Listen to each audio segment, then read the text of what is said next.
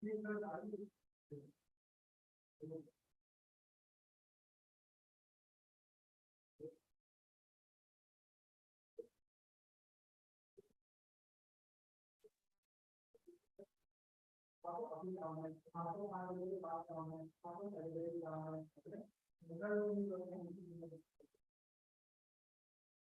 afternoon, friends. Thank you so much for joining us for this engaging session on unlocking success, mastering organizational culture for startups. This has been designed exclusively for startup entrepreneurs like you. In this masterclass, we delve into the pivotal role that the culture plays in shaping the success of the startup, from establishing core values and fostering teamwork to promote innovation and embrace diversity. We will explore the building blocks that contribute to a vibrant and impactful culture. To take this session, Mr. Menak Maheshwari, Director of Talent Advisory, People Asset, and also a charter member of the Delhi-NCR chapter of TIE, would be sharing his insights on the topic and set the tone through his keynote address, followed by a panel discussion. We would be joined by Nimisha Dua, CHRO, GRIP, and Atul Tiwari, CHRO, Spice Money, for the panel discussion. So without any further delay, please allow me to introduce Menak. He brings over 24 years of experience spanning businesses and HR roles across geographies. It has given him a unique understanding of the link between HR and business strategy. He also holds a patent for HR capability development. His experience includes human capital strategy, culture, talent development, and talent acquisition, including onboarding and background check. He also has implemented HRS platform and HR matrix to improve performance. Over to you, Menak. Thank you so much, Nitin. Hey, good afternoon. Very welcome to everyone for this session, which we hope is going to be very interesting. The topic in itself is very interesting. Sounds, as we would like to call it, very easy, but it's one of the most important topics that any startup or any HR function should talk about. Right? It's about culture and building a culture in organization, and not just building, how to sustain a great culture in the organization, right? And I'm looking forward, the three of us are looking forward to sharing our knowledge, our insights, basis our experience of many, many years that we bring to the table, right, in terms of what it is all about, right? So what you will see today, me talking about, and then I'll hand it over to Nimisha and Atul as well to talk about their experiences, would be basis the work that we've done with a lot of organizations, both large and small, and small in terms of right from people strength of 10 to going on to more than 100, 200 people in a startup space as well. And this is one topic that we like to talk about. We like to get people's attention to, especially the founders and HR leaders in these firms, because as the cliched quote from Peter Drucker says, right? Culture eats strategy for breakfast. It's very difficult to believe that, but it's so very true. And trust me, wherever you talk about it, even in the largest organizations to the smallest organization, it's the culture that makes all the difference, right? Same product, same Move forward. Sorry, was somebody saying something? No, okay, I thought that might be a mistake. Right, so culture is what makes the whole difference, right? And it's not just about building the culture, it's also about sustaining it, right? You can define a great culture that you want to live with, you want to breathe and eat day in, day out in your organization, but how do you sustain it as well, right? So that's what we are going to talk about today. Now, culture is very important, right? We all talk about it. Here are some numbers that will give you an idea in terms of why it's important. Right? In today's talent-driven world, you would realize that nearly half of your job seekers evaluate their potential organization on the basis of culture. They're talking to their friends, they're talking to their colleagues who are working in your organization and trying to figure out whether it's the right place for them to work or not. People are very aware of what kind of places they want to work at, right? So decision, especially for the best of the talent, is very, very much based on the kind of culture fitment that they see, the reputation that you have as an organization in the outside world, right? And that's where it's leading to that nearly 90% of employees believe that a great culture is the secret sauce to success for every organization. And that also translates into the fact that companies with great culture, right, see a 33% increase in their revenues. And these are all global numbers, right? And so this is a phenomena across the globe. It's not just restricted to one geography or one company or one size of company, right? And we see all those stories floating around of companies with great culture doing really great, ones that we want to emulate, the ones where we want to copy from. So that all drives to these facts, that culture is the most important source that you can have for your firm, right? Other than the product or the tech or the service or the differentiator that you have, right? But then that leads us to the question as to what is culture, right? We have very different ways of defining it. The more people you talk to, the more definitions will come across. So just so that we are all on the same page, we like to put in a very simple definition of culture. It's a sum total of how people in the organization behave, right? It's the visible aspect. All the behaviors that you see are the visible aspects of culture. But there's a huge, like an iceberg, 80 to 90% of it is below the surface. And that's where it makes all the difference. Those are the values that you carry, each individual in your organization carries, and the underlying beliefs to it, right? What are the mindsets to it, right? And this is what builds the culture, right? And this is in fact, for every one of us, each in our own families, in our ecosystems, we all have our own culture. And that's the beauty of an organization culture, right? That you're trying to build a common ground or common culture where each employee is bringing its own values and assumptions, beliefs, right? And mindsets. So how do you bring that all together to make sure that you are working as a team, not as separate individuals altogether, right? And that's the challenge that as founders, as HR leaders, we all have.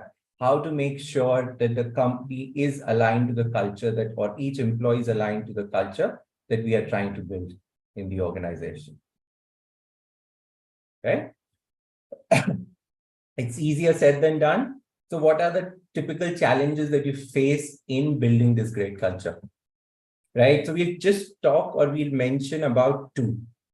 One is aligning the desired culture and what we actually can, right? So if I have a desired culture, right, and this is where our aspiration to be a Netflix or a Google or a Meta, all of those start coming in, that we want to have those values that, let's say, Netflix has, because we want to be a great company like Netflix or Google or Meta, right? Or any other firm that we want to copy, right? Those are good desires to have. But the reality is, as we were talking about, there are a lot of underlying values, beliefs that are driving us. And what that leads to is that misalignment between what we desire or what we can actually go ahead with. Because the values and the beliefs are going to drive what we actually can go ahead with, right? And that's where the realization needs to happen, that how do I make sure that all of these are in alignment with what we want as a culture in the organization, right? That's challenge number one for us. Challenge number two for us is the alignment between external behaviors and internal behaviors, right? We might have really great value system that we want to build, but those are more for the clients, right? So we might be very active in terms of, how we interact with our clients, how we interact with our audiences, right? Agility, one of the most common behaviors or values that you would see around, right? Customer focus, do epic shit, innovation, and there can be a long laundry list of these behaviors or these values that we can talk about. But what happens when they're not in alignment with how we work internally? For example, while I might be very responsive or agile to a client's need or customer's need, but internally, I might be very slow in decision making, right? Or it's very slow in responding to any communication, any query. Then there's a misalignment between external behaviors and internal behaviors. Similarly, customer focus, but internally, I do not treat every other team or in fact, every other employee as my customer. So there's a discrepancy there, right? There's a dissonance that will come there. Similarly, for other values also that you can talk about, right? And this is where the dissonance leads to frustration, to non-alignment with the behavior, right? You will see people talking about it, saying that, look, externally we do this, but internally we don't do this. And as leaders, we need to figure out, okay, which is the one that we are more aligned to, right? Behaviors for us or values for us should be aligned between what is external and what is internal as well. It makes life easy because you wouldn't have to wear two different hats, one when you're talking to your customers or clients, or one when you're talking internally or you're behaving internally, right? So the ideal way is that we align the two. Okay. Now, the other question comes in is because we are trying to emulate a lot of successful culture from all these successful organizations, is that definition of what is great culture. One thing that we need to agree on, all of us, is that there's no one great culture, right? Your organization will have its own values, beliefs, and therefore the culture. And your culture is going to be the great culture for you, right? As long as it's aligned between what is an external behavior or values and what is an internal value. And that's where most of the successful organizations are, as you see them, right? What organizations that we talk about exactly follow this, that their external value system and their internal value system are exactly the same. So there's no pretense of behaving very differently. And therefore, everybody just falls in line with it, right? They live, they breathe, they eat this piece day in, day out, minute by minute. And that's what drives, just sustaining that great culture that they have built, right? So let's not go down that path that that's a great culture, I want to copy that. Pick up aspects which you think will make it easy for you to implement, will make it easy for you to live with. And then just go ahead with those, right? So the question then is that how do I create, and more importantly, how do I sustain great culture? Because creating is one part, but sustaining is also going to be a long-term play. That's how you will continuously build a great culture, right? So let's see, what we suggest in our experience is a simple 4-step process.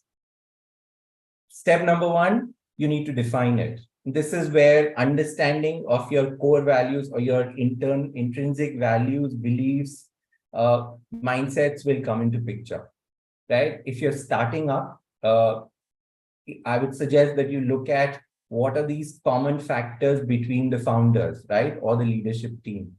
Because as leaders, you are going to be the role models for everybody else in your organization.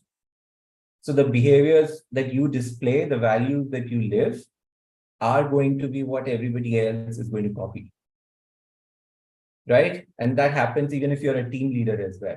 Therefore, you make sure that whatever behaviors or values that you want to define for the organization are in alignment with what you can live with day in, day out, right? Keep them simple. They're easier to understand, they're easier to communicate, right? Once you've defined them, then you need to build them. How do you build them? You live, breathe them every minute of the day, whether external or internal behaviors. All of them need to be aligned, right? You need to walk the talk minute of the day and communicate as much as you can. This is something that we stress every time around. Communicate, over-communicate. There's no easy solution to it. People need to know, right from the time when they're joining the organization to the every minute that they're part of your organization. They need to know what are the values, what is the culture that you're trying to build, and they need to align themselves, right? I've been talking a lot about sustaining it. So how do you sustain it? You incorporate it in every policy, every process that you're running in the organization, right? Right from recruiting. Hire people who are going to fit your culture, right? Once you've looked at your candidates in terms of which, their functional skills, right, or their technical skills, last round of interview, make sure you are evaluating them based on the culture or the values that you're building. Right? Out of the pool that you have shortlisted, pick up people who would align much better to your culture. And this is very true for the leadership team that you're trying to build. Right? Incorporate your value system into your performance management also. Not just the evaluation forms, but the process too. It should reflect at every place the value system that you're trying to build, right? Evaluate people on living the culture piece, right? So that they can align themselves more and more. Reward and recognition should be on the basis of that as well. And definitely helping build their career, whatever aspects of policies you're trying to put in for talent management, make sure they're all aligned and coming in from the culture piece, the values that you have defined, the behaviors that you're trying to build. Yeah, this is how you sustain it. And more importantly, the fourth point, every few years, keep evaluating it. Because realize this, your business is going to change, the business model might change, the environment is changing, and therefore your culture also needs to keep changing. It's also a living and breathing thing, right? Like all of us, like we learn things, we adapt to the newer environment, right? We learn, we pick up things that we need to change, we change, and we evolve. So should the culture, right? So every few years, spend some time, figure out how does it change? What are the values that you want your organization to depict? Because your organization might have matured or reached a different stage of their evolution. And therefore, the behaviors required are very different. And this will only come in when you are reevaluating your culture. So keep doing that. Right? Very four simple steps. You need to define, you need to build, sustain, and keep repeating this step at every regular intervals. Right? Now let's look at it from a point of view of a case study. So I'll talk about a client of ours where we have done this whole cycle. It'll give you an idea, practical situation, and an idea of how it actually works before I hand it to Nimisha and Atul as well to walk you through their case studies. Right. So the case studies of an organization which is into a tech product domain, right? And it's in a very niche area. And the client list is the who's who of the world, right? Trust me, very small firm, but it has a marquee client list, started in 2017, a client since 2018. So when we onboarded them as client in 2018, the business need was very different, right? They were starting to sell this product, building a great team, building a great product, right? So the values that we defined for them or helped them define in 2018 were very, the one that you see here on your screen. Self-motivation, sound judgment, communication, passion, do epic shit, and teamwork, right? Because the idea there was that it's a small team. We need to just crack the code here, right? Everybody is an owner in itself. And therefore, you take charge as an owner, make sure we are working through it to make sure that we are succeeding in everything, right? And now, since they've, in the last 5 years, what has happened is that they've stabilized, they've reached to a next level of evolution for themselves. They are now focusing, they want to focus on more and more on client servicing as well, because that is going to be the differentiator for them. Right? So this year, we have helped them redefine the values, right? Which somewhere look like this. While teamwork and communication still remain consistent, because it's a very small team, right? They would like to play as a team. Now, the other two that we have put in for the remaining three from the 2018 one is remarkable over perfect and bias for execution and delivery. Right? So now you look from the business model, the focus be changing from going out there and getting things done to making sure that it's more sustainable, right? More focus on client service delivery, right? And more focus on evolution, right? Product evolution that keeps going on, right? Making those small changes as they go along. That's coming in now. And therefore, their value system has changed, right? So this is one example. The other thing that we help them with is very simply aligning and building the team, which is very much a complete set of people with a very nice balance of the kind of people that we are bringing in for them. Now, on the managers' core drivers are basically, so this is something that we run for, we help our clients run in terms of assessing how the teams are aligning with each other, right? So the managers' core drivers, if you see, this is the founder. And founders' core drivers, if you see, very candid, right? Very forthright person, very passionate, but reserved, right? Very driven, but reserved. Very curious, would like to understand each and everything in detail. We have a tough life explaining concepts to him, trust me, right? But that's how the founder is. But if you look on the right-hand side, in terms of the team's core drivers, you will see all drivers are now balanced out. Because one thing that we made sure over a period of time, whenever we are hiring for the leadership team, we are making sure that we are always evaluating the person on cultural fitment as well, right? So your head of marketing or CMO would be a very driven person, right? But to balance that out, we will have a chief product officer who is very pragmatic, right? Because we need a balance. The founder and the marketing guy can come in and say, hey, look, we want this, something out of this world. But you need somebody to say, hey, hold on, let's balance it out, right? Let's think it through. What is possible, what is not possible, right? So we have created that mix of the team so that now it's a very balanced structure. The only challenge that we're facing, if you realize, looking at those two graphs, which we are now going to work on, or we have started working on, is that both are nearly the same on reserved, right? So great folks, now we have started working with them on making sure that there's a really great amount of communication that happens. The energy flows from both ends, not just from one end where people are very passionate and where people are very driven, right? So hopefully this case study would have given you an idea in terms of how you can build culture for an organization, right? In reality, how does it work like, right? Not just theory, but in practical, how you can implement what we've talked about, right? So those were the topics that I wanted to cover in my talk with you guys. I would take up questions later on, but before that, we would like to hand it over to Nimisha and Atul to share their ideas, their thought process, right? In terms of, let me first bring on Nimisha to talk about her experiences and around culture, how she's helping organization build culture, right?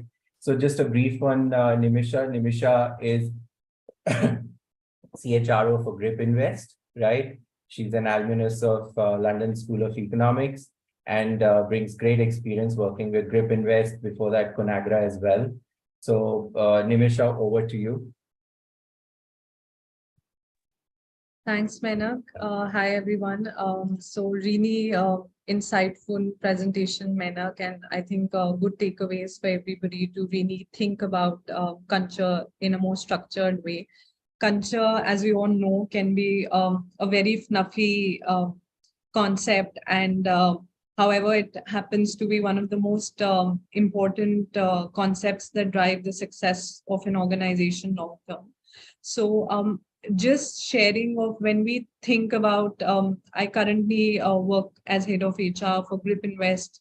We are building an alternative investments platform in the country, trying to democratize alternative investments for retail investors. As we, and previously, as Menak mentioned, I've been associated with FMCG and consulting briefly. So having seen culture across bigger organizations and now a startup, I think how we define culture at Grip is that how we lead as an organization, how we think about our goals from an organizational perspective, how we design policies, processes. So that's about how we hire leaders for the organization. So that's the bit on leadership. Then how we work, okay? How we work within the organization, our everyday tasks, are they representative of our culture and values? Culture and values are very clearly defined. We have a set of 5 defined culture and values. So everything that we do in and out as work, is it aligned to the culture and values that we've defined for the organization? And thirdly, how we live. So it's also, culture is also demonstrated in how we talk to each other every day, to our peers, to our colleagues, to our managers, to our teams, and also to the external vendors we speak to our customers. So culture isn't only for just the employees in an organization. It is represented on how we represent the organization also outside. So that is how we define broadly when we talk about culture at GRIP. And before I go on to what we do to, what we've done, particularly at GRIP, I think I would talk about some of the roadblocks that we face in terms of maintaining and sustaining culture. And I think those must be common across organizations of all sizes. So one is, of course, since COVID came, we suddenly had to do remote working. And then now it's a hybrid model. So to make sure that the culture that we've defined is unanimously implemented across the organization, there are interactions happening which are not happening physically. Is culture being maintained there? So that's a key piece where you could have roadblocks in implementing a consistent culture. Second is, as an organization grows, right, especially true for startups, because with startups, you have like a very different phases of growth, very agile growth, dynamic growth. A lot of subcultures get formed. So I think those subcultures and different teams will then start operating differently. So while you might define organization-wide values, but when you really get into the workings of a team, those how that culture is implemented or not implemented can look very different, right? So subcultures, propagation of subcultures is again a roadblock. And another one being, again, like I was talking about, startups having dynamic growth. How do you balance the business need for agile growth and maintenance of culture? Because you will start noticing that, people will be like, oh, let it be, let's just get this work done. That's all we care about. So how do you start to, drive that importance of culture? It starts from the top, of course, and trickles down. So these are some of the roadblocks which, we have commonly experienced. And like I said, could be common across scales of organization. What we've done to specifically address some of these and to develop a culture at GRIP is, like I first mentioned, we have a very clearly defined set of culture and values. But we, on day one, when an employee joins the organization, they are taken through the culture and values of the organization by none other than the CEO of the organization. So it is not an HR professional telling them about the culture of the organization. We've actually got the business to step in and talk about that culture. This shows how serious we are about the culture. This gives the signaling and the message that, if the CEO is talking about it, then it means something to us, right? The second is, of course, we never wanted culture to be just few words on paper, right? We wanted it to be a living, breathing concept. So we have integrated our culture and values across all processes that we run at GRIP, right? In how we hire. And this is not just hiring for leadership team. Every single person that we hire at GRIP across departments, function, across hierarchy levels, has to undergo a particular culture round where we test them for these culture and values that we have defined. So we have very clear parameters on what we are looking for in terms of hiring a culture fit.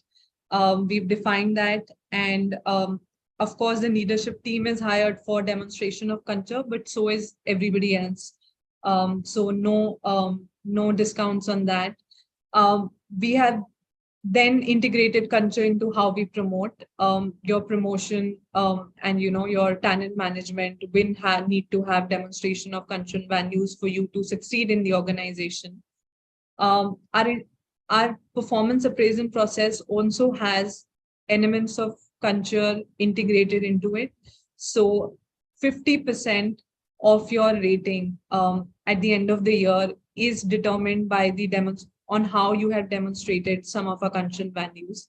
And we did not want particularly wanted to make it 50% and not a 20-80-20 70-30 kind of a split, to just drive the message that in the absence of demonstration of these cultural values, there is no fitment that can happen in the organization. There is no growth that can happen in the organization. So, of course, for this, we have very clearly outlined in tangible terms what are the behaviors expected in terms of demonstration of these cultural values. So our performance appraisal process, our entire reward and recognition process is solely designed on our cultural values. So as a manager, if I need to nominate somebody for a reward, I need to outline, of course, the work that they've done well, but what is that work demonstrating in terms of a cultural value? So they have to tie it back to a cultural value and then make the nomination. It not only, of course, drives the importance of our cultural values, but it also reiterates. So it's almost like helping them revise our cultural values day in, day out. Because when you are using your head to determine which cultural value have been demonstrated, you are almost reminding yourself of the cultural values every day.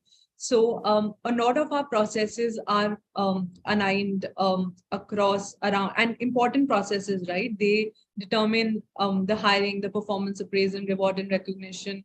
They determine the future and the life of an employee in the organization. So these are some of the things that we do to ensure that, a culture is a living and breathing concept and not just some words on paper for us. We have also, Menak talked about realigning, right? And I think it is particularly important in the context of startups. As we grow, as we develop, we might have track changes in terms of businesses. I currently represent a fintech business.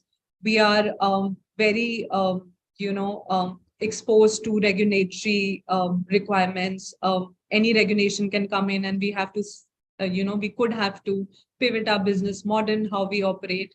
So I think as startups, and sometimes to survive as startups, you would take different track changes in terms of what the business looks like. It's very important to also be open to realigning some of your cultural values. So there was a cultural value which we didn't have before, and we introduced later on. It was customer obsession, right? And as some of our products grew and we became more, front facing to the customer, we introduced this value of customer obsession. And the beautiful part about culture is, because this value was integrated into one of our processes, it started getting demonstrated. And because it started getting demonstrated by the people, it actually had impact on the business, right? So our customer satisfaction scores went up, our number of queries coming in as complaints went down, the tax around responding to these queries went down. So I think when Menak introduced the presentation saying culture eats strategy for business, you can make on plans and, but if there is no execution on those plans, not even the best strategy cannot work. And I think culture is that binding force that ensures that, every plan that you make is executed when. And actually, culture is something, at least in our experience so far, that it has it's a very virtuous cycle. It has a very beneficial impact on business as well. So yeah, Menak. Great. Thank you, Nimisha, for sharing that great example in terms of your present work that you're doing at GRIP, right? And how you're trying to bring the culture to life by in making sure that it's part of different aspects of the whole people process at GRIP, right? And this, I think, this highlights the fact once again that we need to be sure, when we define the culture, a more important aspect for all of us is that how do we sustain it, right? And we keep working towards figuring out things where and how we can connect with it and sustain it.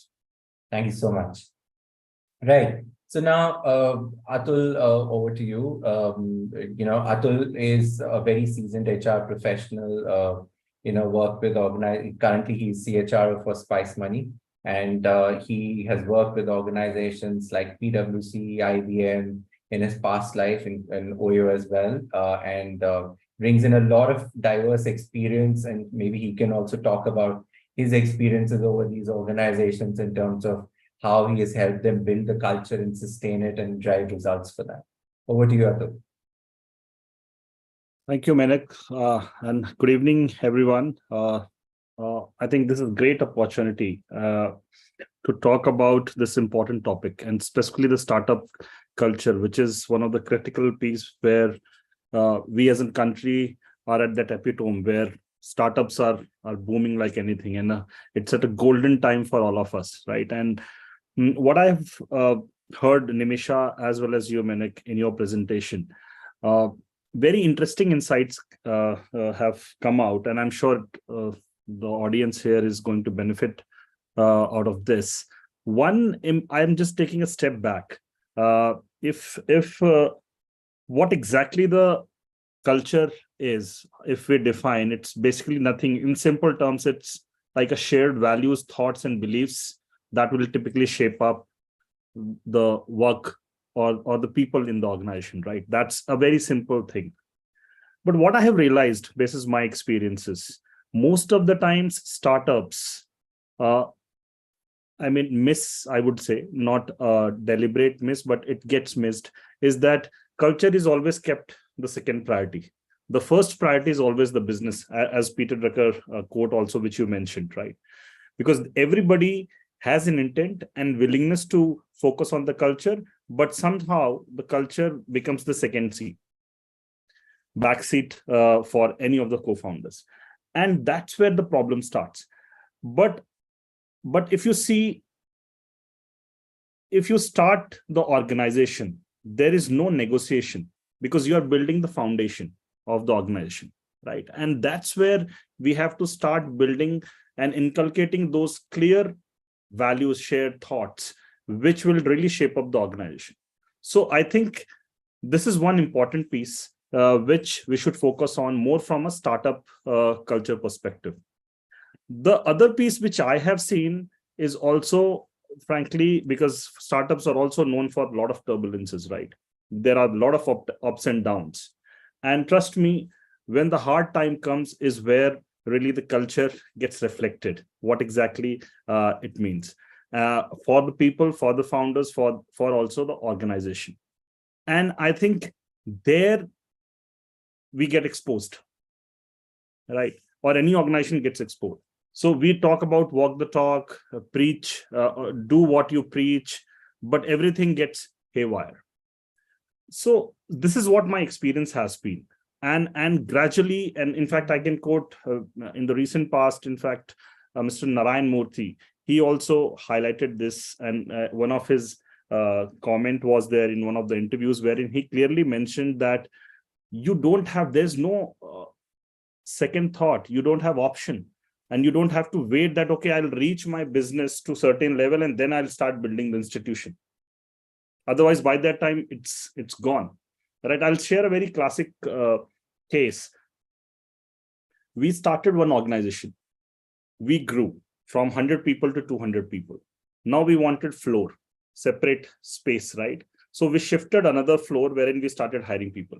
And what we did by virtue of that, okay, no, let's have a team, which is one team, which is just focusing on the customer. There's another team, which is a tech team, which is just going to focus on the product and design and development. And hence we created two floors. we realized when we were on the same floor, the culture, the aspect, the way we were working was very, very different. And when we became 2 floors, then it was very different culture altogether. And there was a clear divide as well, which has started being visible. It was coming evident. We also started realizing there is a lot of, differences and gaps, silos which were being created. Right. So when we saw these things, we realized, okay, that's where my actually lens came into picture more on the people side, is that, okay, I think cultures are also defined floor wise. And imagine if we grow as an organization in different cities or different geographies, what it is going to happen. That was a time when we realized, oh, there is something fundamentally missing and we need to fix it. Otherwise, then we will not be operating the way we want to operate. So these are some of the things, a case study which I looked at it, and then literally we decided that deliberately, before we get completely prepared, that, okay, let's have one single floor. We shifted the office and we all came on the same floor. Right. The other piece is also, and the hack which we looked at it is also always cross-utilize people. Movement of people should be there within different teams. That will also eliminate the possibility of people working in silos and driving things on their own. Plus, they are driving one single agenda. Right. So this is what I have realized in terms of the culture when I looked at it. One very interesting thing also, what we have experienced, for example, one miss and learning, I would say more, I'll talk more about that, is whenever we create culture, we define values, most of the times we see that we are defining values for the people. And we miss defining values or cultures for self. Ideally, the learning is that we should first put ourselves, right? Okay, if these values we are defining, whether I'm going to follow those, whether this culture is there, which I will be naturally coming and propagating that to the next level. Right. Otherwise, what happens is, oh, I'm defining these values for the people who are expected to follow and live with it, and it is not applicable to many times. Right. And that is another, I think, a gap or a miss, I would say, is something which we should be conscious of while defining any culture which you are doing. And why I'm talking, because it is the topic is about the startup culture, and hence these are the building blocks at the initial stage itself, rather than working on the next phase of the growth or the stage of the organization where you will be. So these are some of the things which we did. One important thing is, I believe, to me, culture basically is whatever we are doing, as Nimisha also mentioned, that in every aspect as an organization, whatever we are actually working on, or either it is external or internal, that should reflect and depict. In fact, so for example, your hiring, your performance management, your rewards and recognition, right? Your conflict management, there a lot of your biases comes into picture. We all are humans, and how then values plays an important role, or your culture plays an important role is critical. That is the key. So in fact, one of our highest award in the organization is purely on, it's a chairman's award, is purely on values which we have.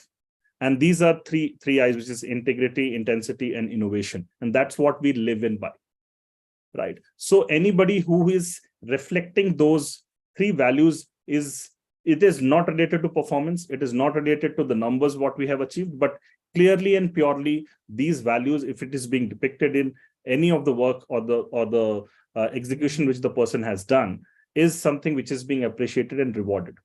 And that is not the values which I'm driving, but it's more of a culture which I'm driving. And the cultures which I'm driving of integrity, because we are in a business, we are a fintech organization. So integrity is one of the utmost priority for us. Innovation, because we are working in that space which is rural market.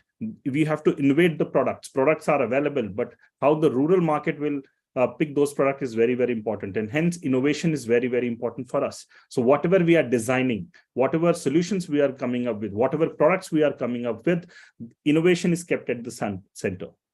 Right. So these are some of the things which we keep on driving. In fact, what we have done is that many times we talk about that, oh, organization should be agile, or it is so very dynamic, and especially the startup, right? Because you are in a dynamic environment, things will keep on changing. Nimisha also touched upon that point, right? But we struggle how we should do that. And I'll share what we have done is, though we have learned from one of the great shows, which is Shark Tank. So what we did, we created the similar model and named it Spark Tank.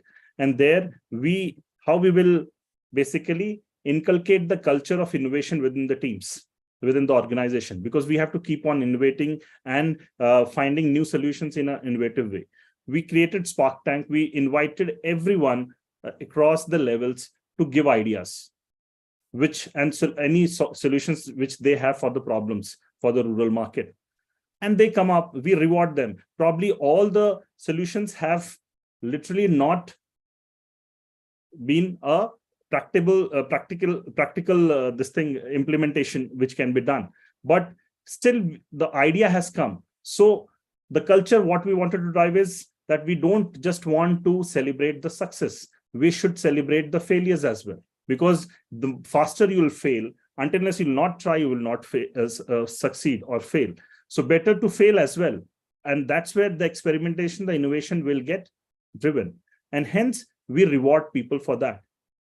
So these are some of the things which we clearly work on in terms of defining the culture of the organization. The other important piece last, which I would like to share is also, I think, whenever you create the work environment, right, it is all about the organization, the teams, how you're building. When startups are there, even for the large growing organizations, the stage 2 when we reach, it is important that you co-create. You involve people for co-creation, whatever policies, processes, structures you're defining. I mean, if you're there, then you're giving a message that you are important for the organization and you are valued. And then it is not that, okay, from tomorrow, no phone calls will happen after 8 p.m. or 6 p.m. Right? It is not the way it will happen. If we really create them, we all have agreed, we all have have a buy-in, and then we decided that, okay, no meetings after 6 p.m., just an example. Then there is no meeting going to happen. Otherwise, it is HR will say, no, for work-life balance, there is one emailer will go, or a communication will go, or a CEO will come and say, okay, from tomorrow, no meetings after 6 p.m. We want to balance the work life. It will not happen because there is no buy-in. So hence, I believe any policy or process or framework which we roll out, it is always important if you co-create. If you co-create, that means you have involved everyone. And that's where, more than involvement, the outcome, I think it is more important that people are felt valued. And that is something which defines the culture. So it depends on what you want to drive. I'll just give the last example. When I was working with IBM, trust me, trust was one of the biggest factor which I have seen, and one of the biggest values. There I can access anything. There was no blockage that, okay, no, you can't access all those days Orkut or Facebook or any other social media site, or Gmail. You can access Gmail. A lot of companies have implemented, you can access only during the lunch hours. But there it was completely open, right? You can access it anytime. There is no restriction as such. And that's what, when I realized it was the trust as a culture, as a value, which the organization IBM wanted to do. They trust your people. That's the first premise which they always say, that I trust my people. And of course, they have a equal trust on their systems and a mechanism wherein there is no data theft happening, there is no other wrongdoings are happening. If at all it is being done, it is being catched. But imagine what kind of behavior and message you're giving to your people. That itself defines a lot of strong things, and nobody then goes for those wrong paths to impact the organization. So I think this is what some of the experiences which I had, Manik, which I thought I should share. Very nice and very interesting take and examples, Atul. Thank you so much for sharing them. I think a lot of takeaways for all of us, right? I like the last example on trust. And this reminded one of our clients as well, where we've gone ahead and implemented unlimited leaves, right, within the framework. And initially there was skepticism in terms of say, hey, look, people will start misusing it, right? How will we manage? We are a lean organization. How would we manage work? All those questions came in, but we had faith in people that they are mature enough. They will take their decisions accordingly. And you'll be surprised to know that the number of leaves that people have taken have actually gone down over a period of time.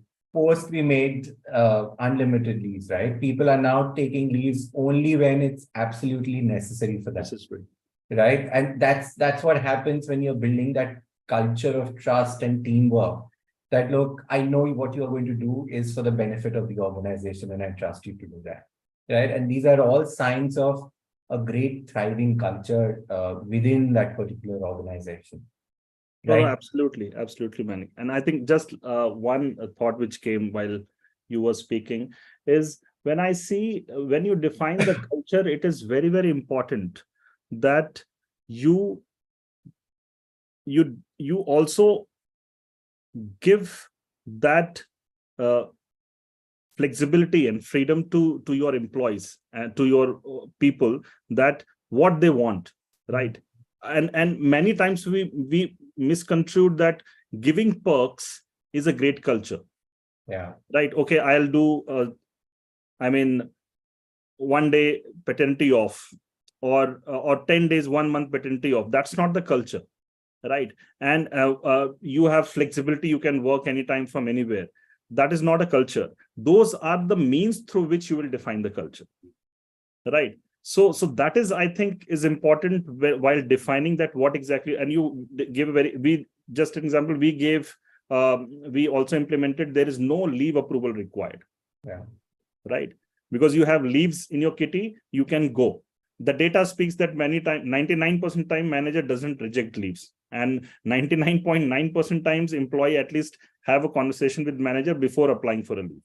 So why there is a approval required then? Because it's more of an understanding, right? So this is just a means for me to drive a culture of empowerment. I'm empowering and trusting people. Yeah. Right. So that is something which is very, very important. Yeah. No, very nice. I think before I summarize what we discussed, Nimisha, any final points from your end, having heard me now, Atul, and maybe thoughts that would have come to your mind in the meanwhile? I think really interesting. Thank you for sharing so many examples, Atul, and I think very diverse examples, yet they have a common thread that sustenance is very important. And whatever we do, I think always keep in mind that, it is a very delicate balance that we experience every day. You can never think, oh, now my culture as an organization is set, there is nothing else I have to do.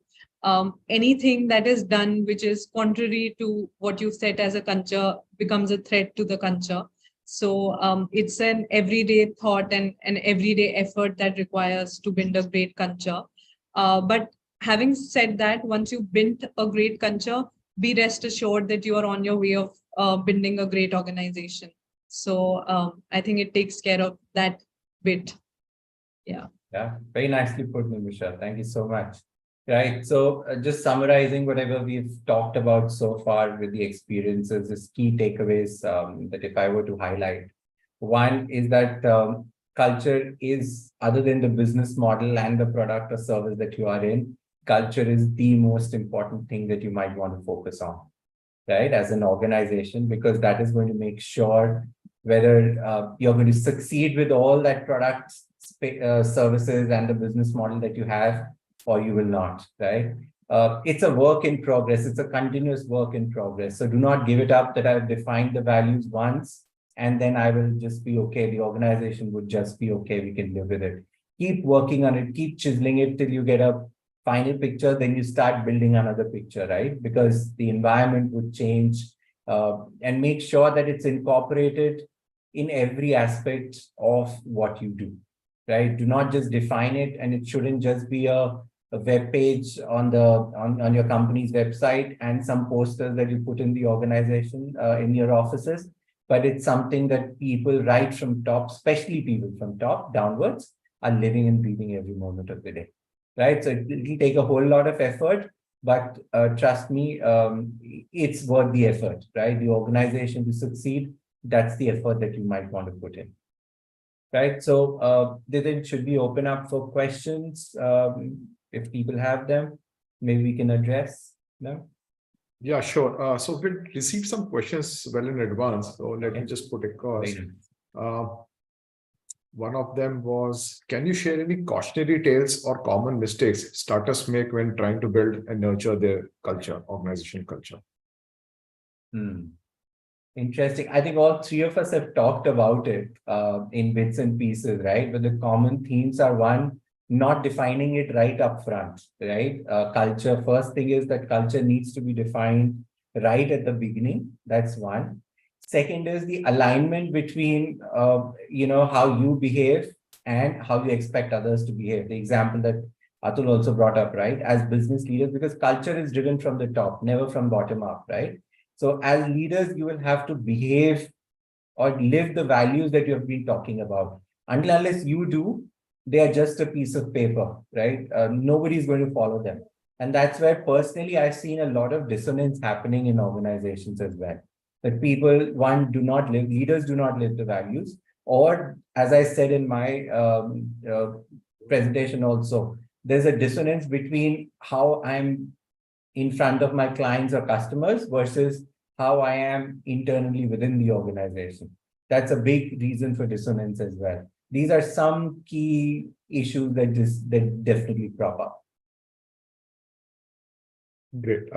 The next was, are there any specific tools or methodologies that startups can use to measure and assess the effectiveness of their culture? Interesting. We do help our clients do that. There are definitely methods in the madness how we can measure what are the what is the right now status on different values or cultures that the organization has, and then go ahead and talk about what it should be like. Right? Where is the gap? How much is the gap? What do you need to do to fill those gaps? There are tools and methodologies that can be used for that. One of the persons in the webinar, Saurabh, he has put across a question: what should be the company strategy if there's a senior and critical resource who is not aligned with company culture, but very important resource for the company? Very interesting. So I would, look at Nimish or Atul to do it, to answer this question, how they have handled maybe in their HR roles. And that would be interesting to note, right, before I jump in. Yeah. Okay, let me go first. So very good question, Saurabh. It is, you definitely always have somebody and at a senior most level who's not aligned to the culture, despite on the hiring, guardrails you have and everything. But when it comes, and it's not that they are a misfit to the culture, but people respond very differently to pressures, to, when business action, real life business happens and pressure happens. So I'll share an example of what we did for one of the persons.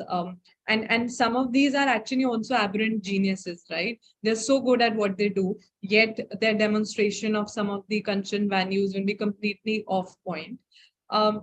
We utilized, for this particular individual, we utilized executive coaching. We put them up with an executive coach. Because what happens at a leadership level, right? They're doing when they're right up there. A lot of us are peers to them. So sometimes they're unable to take feedback from people who they consider as colleagues and peers. So we put them up for executive coaching with an executive coach. They are trained to deal with leadership level employees, and they can talk to them. And because they're trained to do coaching in a very effective manner, they can take some of these cases, then the deeper into what's causing and actually spend that much time coaching them and bringing them on speed. So that's one thing we did. We also then did 360-degree surveys, help them understand what's happening, shared results, very detailed results of the employee engagement survey that happens on each and every parameter and engagement driver, which was not working out for their team, help them benchmark it. So the reason to do that was to generate self-awareness. Sometimes when business is happening and you are doing your functional role, when you might think everything is hunky-dory. When you go back to some of these scores of 360 degrees and engagement surveys, you realize, okay, something is amiss. There are people who are working under me, around me, who are not happy with my style. So a lot of problem is solved with self-awareness. And I think the second step of that is actually putting them with a professionally trained coach who can help them on this, guide them on the journey to make that change in them. So this is what we did. Would be happy to hear from Atul also if he has something to share.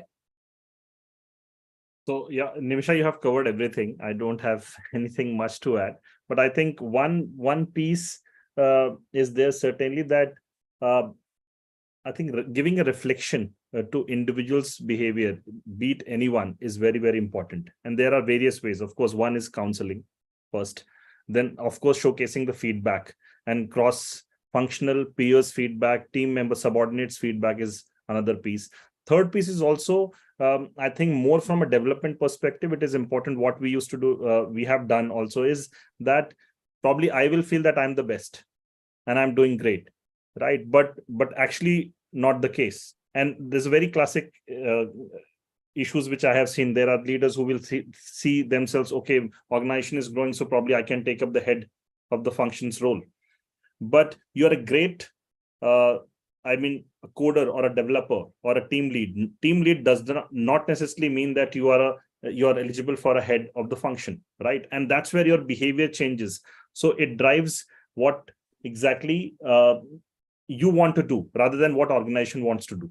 And most of the times what I have seen is then they put self first and organization next, later.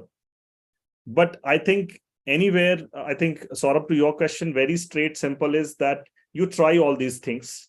But if still there is no change with feedback or anything, nobody can be bigger than the institution or the culture. And as a strong leadership, then you should definitely take a call what you want to drive or what message you want to give, whether the person is important or institution is important. If no matter if the person is even the high flyer, the top performer, but if it is not aligning with the company culture and it is actually impacting the larger population and impacting the organization, you should take definitely the right call at the right time rather than wasting much time. Yeah, very true. I think we are over time right now. So thank you so very much, everyone.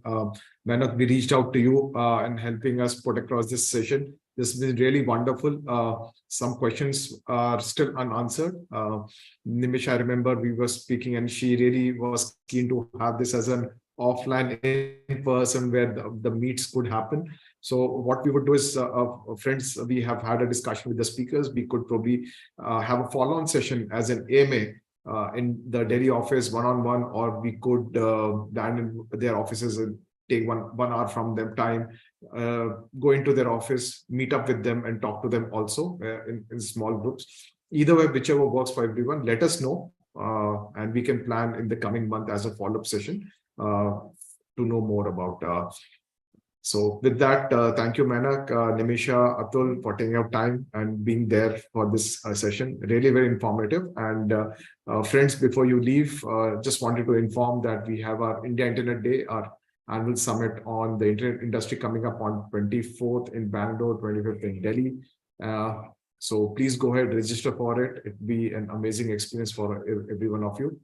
And last but not the least, before you leave, as soon as you would exit Zoom, there would be a survey which would come. Please do share your feedback and we would share it with the speakers as well. Thank you so much, everyone, and a lovely Thank you, Nitin. Thank you, Tai. Thank you, Menak. Bye, Nimisha. Pleasure sharing and learning from your thoughts as well. Thank you. Really pleasure. Great session. Thank you. Thank you. Thank you, everyone. Thanks. Thank you all. Have a great day. Bye. Take Nice care, guys. Bye-bye. Bye-bye.